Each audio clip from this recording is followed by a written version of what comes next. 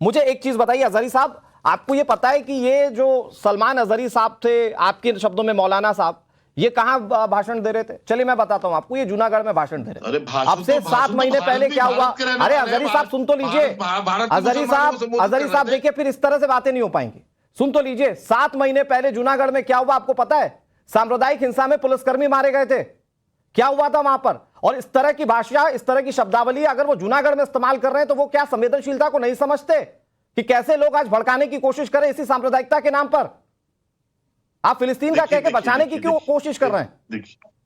अरे भाई, फिलिस्तीन का ही मामला था वहां पर। आप पूरी जानकारी लेना।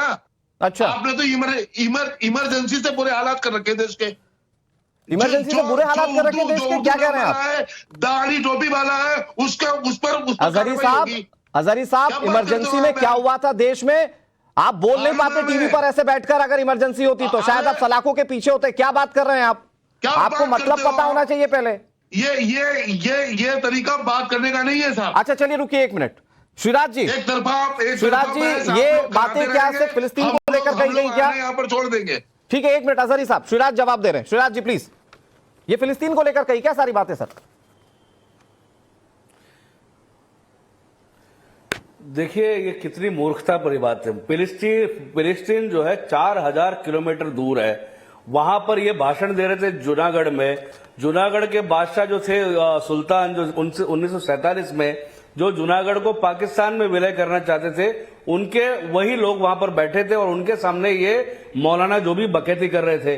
फिलिस्तीन इनका कौन लगता है? और ये मैं आपको ऑन एयर कह रहा हूं, केवल ये मौलाना नहीं, इसके अलावा तौफीक रजा, ओवैसी, ऐसे ये तमाम मुल्ला मौलाना ने इस प्रकार से फालतू बकैती करनी शुरू कर दी है। अगर ये सोचते हैं कि इस प्रकार से बकैती करने से कुछ होगा तो ये कांग्रेस इस प्रकार का ये कांग्रेस का राज नहीं है, ये 2024 का यहाँ हिंदू है। यहाँ माननीय नरेंद्र मोदी जी की सरकार है, उत्तर प्रदेश में भी योगी जी की सरकार है, और जो मौलाना यहाँ मुंबई के हैं उनको भी मालूम होना चाहिए, यहाँ पर देवेंद्र फडणवीस जी यहाँ के होम मिनिस्टर है, और ये इस प्रकार से देश का माहौल बिगाड़ने का प्रयास कर रहे हैं।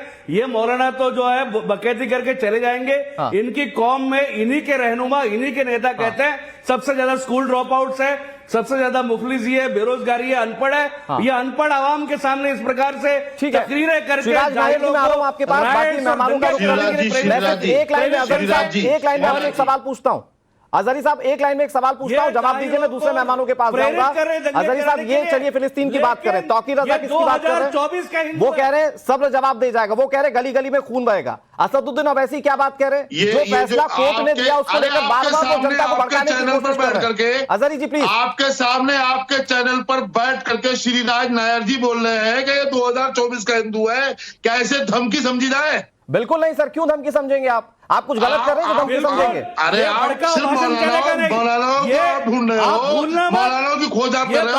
ऐसे लोगों को ऐसे लोगों से भी करो, बात कर लो, ऐसे लोगों से ही बात कर लो आप। इन मुल्लों को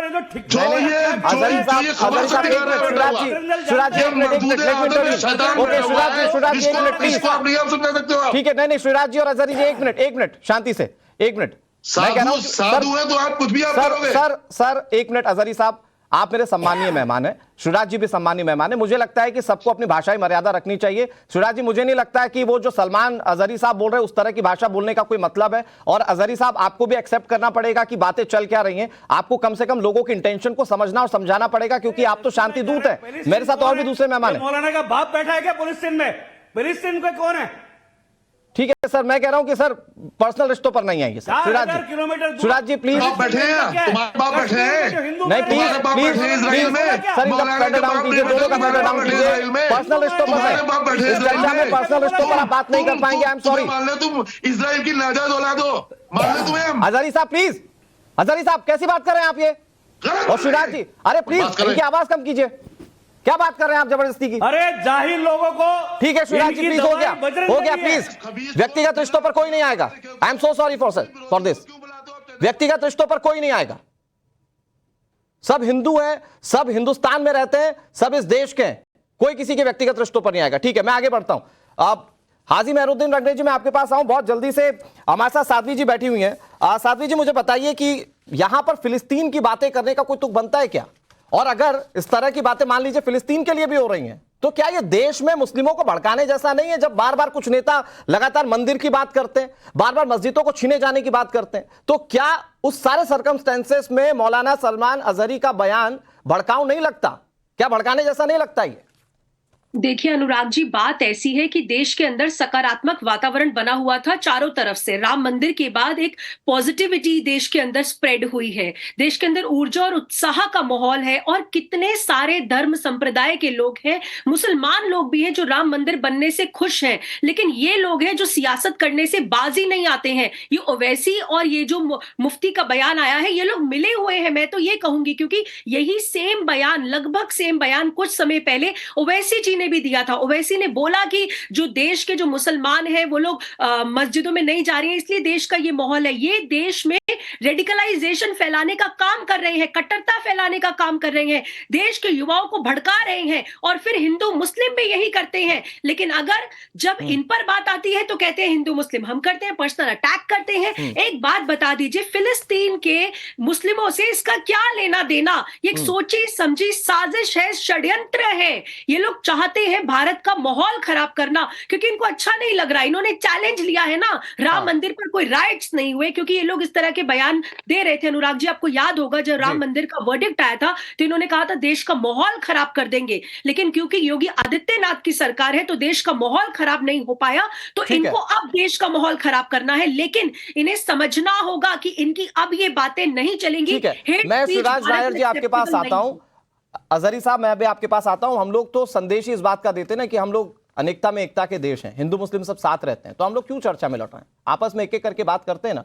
मैं अपने दूसरे मेहमानों के पास जाऊं। अजहरी जी, 10 सेकंड में बताइए, जो बातें यहां पर साध्वी प्रज्ञा जी उठा रही हैं, वो कह रही हैं कि आप मंदिर की जो कुंठाएं नहीं निकाल पाए, जो असामाजिक तत्व थे, इसलिए जानबूझकर भड़का रहे हैं।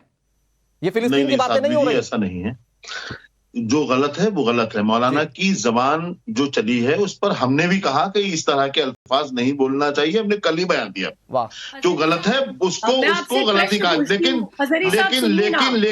सुन ले, मुझे तो बोलने का मौका दिया, आप बोली मैं नहीं बोला, आप बोली मैं नहीं बोला। प्रज्ञा जी आप बोली मैं नहीं बोला। आप चैनल पे बैठकर नेगेटिविटी क्यों फैला रहे हैं? पूरा देश आपको देख रहे। देखिए साध्वी जी वो जवाब दे रहे हैं, अजहरी जी बहुत शांति से जवाब दे रहे हैं। अजहरी जी आप नहीं, आप हमारे शोल्डर्स पे एक ओनस है। आप बताइए, आपने अभी एक जुमला बोला था क्या कर रहे हैं? राम मंदिर बनने के बाद एक उत्साह थी, एक बहुत अच्छा माहौल था। हम पूछना चाहते हैं कि 700 साल पुरानी मस्जिद दिल्ली में तोड़ दी गई, शाम को ईशा की नमाज पढ़ी और फजर में वो गायब बुलडोजर चल गया, मदरसा और एक बुजुर्ग का आस्ताना भी चला गया। क्या कहेंगी आप इस पे? क्या ये अच्छा, मैं बताती हूँ आपको।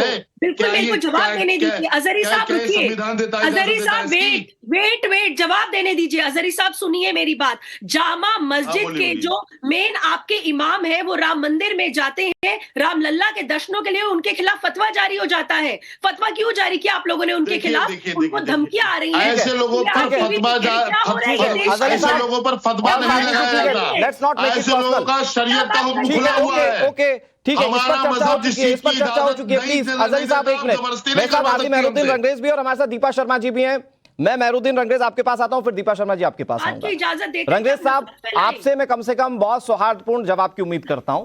ये जो तौकीर रजा कह रहे हैं कि भैया सब्र टूटेगा तो पैमाना अगर छलका तो बहुत कुछ हो जाएगा, ये क्यों डरा रहे हैं और किसको डरा रहे हैं, कैसे डरा रहे हैं सर? ये आप बताइए, थोड़ा समझाइए। ओवैसी कह रहे हैं कि हर मस्जिद नहीं खोने देंगे। अरे साहब, कोर्ट में जाकर लड़ रहे हैं और कानूनी फैसला आ रहा है, तब जाकर ये मस्जिद ये मंदिर मिल रहे हैं। मैं आ रहा हूं आपके पास, शिवराज जी आ रहा हूं आपके पास, और मुझे बताइए कि ये जो अब सलमान अजहरी साहब कह रहे हैं, इसमें कहीं पर भी बचाव की गुंजाइश है क्या अजहरी साहब के बयान पर?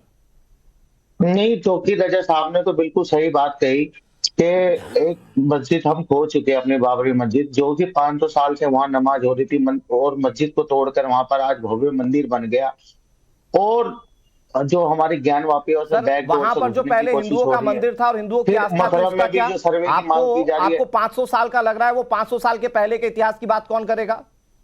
देखिए, 500 साल पहले ना तो आप थे, ना मैं था, ना देश का संविधान था। 500 साल पहले देश का संविधान है। नहीं, वो तो वहां पर मिसाल है ना, आपकी उम्र 40-45 लग रही है, अपने बुजुर्ग से 500 साल पहले की बात करें सबूतों के साथ। कोई आपके बड़े बुजुर्ग होंगे, उनसे पूछ लो वहां नमाज होती है। हाँ, तो नहीं, पांच- आज जो भी बड़े आपका बुजुर्ग- धर्म ही नहीं था, आपका तो धर्म ही नहीं था। आप 500 साल पहले की अरे जो आप बात चुप कर रहे रहिए। हैं, माफी अरे चुप चाहूंगी, रहिए। मुझे मेरी टर्न हेलो, नहीं आई है, लेकिन चुप। मैं बोल रही हूँ। अच्छा, धर्म जिन 500 मैं साल धर्म पहले को की आप कुछ बात करें, आप नहीं अपना आ धर्म रहे थे। बताइए, कौन से सन में आपका धर्म ठीक है। शुरू पहले- हुआ पहले है? मेरी बात सुनो। सनातन रंगेश जी, कितना आपको पुराना धर्म धर्म की है? बात नहीं हो रही। ये अजीज बात साहब कौन से से राजा के समय की ठीक है? है, ये बात अजय जी कौन से आऊंगा आपके शासक के पास। समय की है जो आप कर रहे हैं? रंगेश जी ये आ रहा जो हूं। मंदिर रंगेश जी- विक्रमादित्य ने वहां बनवाया था, ये उस समय की बात है ठीक जब है, आपका दीपा धर्म जी, था भी नहीं। दीपा जी एक मिनट, मैं आ रहा हूं शिवराज जी आपके पास, इसके बाद आप ही के पास आऊंगा। रंगेश जी प्लीज जवाब दे दीजिए।